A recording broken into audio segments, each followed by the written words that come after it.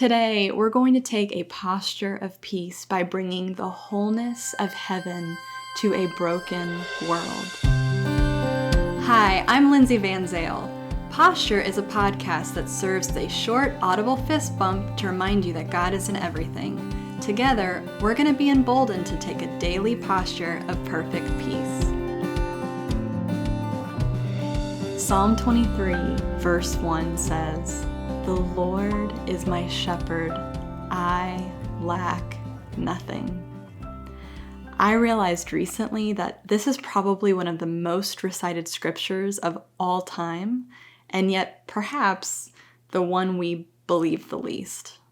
I'm not sure I've ever gone through an entire day where I truly believed that I lacked nothing. I mean, most days I feel like I have something, but have I ever really believed that I've lacked nothing? There always seems to be something lacking. Sometimes it's I don't have the right resources, or some days I don't feel like I have the answers. I don't have the right strategy. I don't have the creativity. Some days I don't feel like I have the support I need, or the energy, or the emotional stability, or the mental stamina. Some days I believe I don't have the education. I don't have the connections. I don't have the skills. I don't have the time. I don't have the words. I don't have the influence. I don't have the following, the calling, the clarity, the peace. All this week, I've had this strong sense to tell you that you are a restorer. You are empowered and equipped to bring the wholeness of heaven to a broken world, and you have everything you need to do it. If you want to know who you are and what you have, look to Jesus. Jesus was never concerned about not having what he needed. He never seemed worried about not having the power to do something. He was never concerned with a lack of resources. I mean, think about the loaves and the fishes. He never worried himself with people's opinion or their lack of support. He was never intimidated by the unexpected. I mean, he calmed the storm. He walked through a mob of people who were wanting to throw him off a cliff. And before he was arrested to be crucified, he actually healed the ear of a soldier who was arresting him. He never came across a situation too broken or too hopeless. I mean, not even death. He raised the dead, and then he was raised from the dead. And John 4:17 says, all Jesus is, so are we.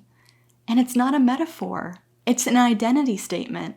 Not an identity that you can even earn, but one you have been given to receive. Romans 8:11 says, the same Spirit who raised Jesus from the dead lives in you. This is who you are.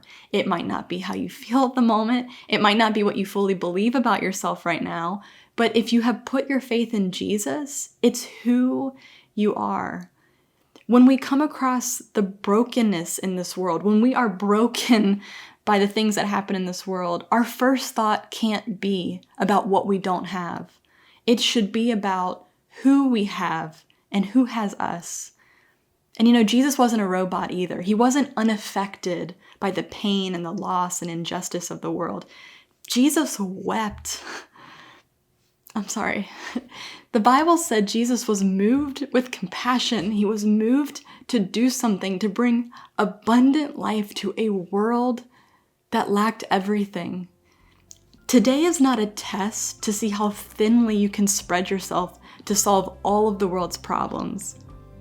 Today is an invitation. It's an invitation to exchange all you think you lack for everything he is. And from his fullness, you can bring his transforming power to whatever you may face today. The promise of perfect peace is found in Isaiah 26:3, and in Hebrew it is shalom, shalom, meaning complete wholeness, nothing missing, nothing broken. This is who you are in Jesus. Let's declare this together. Today, I am kept in perfect peace. With my whole heart, I trust the Lord. I am strong, I am victorious, I am whole. Remember, friend, you are a living testimony of Jesus' ultimate win. Not because of anything you did, but because of what he did for you. With every step you take today, you're putting Jesus' victory on display and Satan's defeat on replay.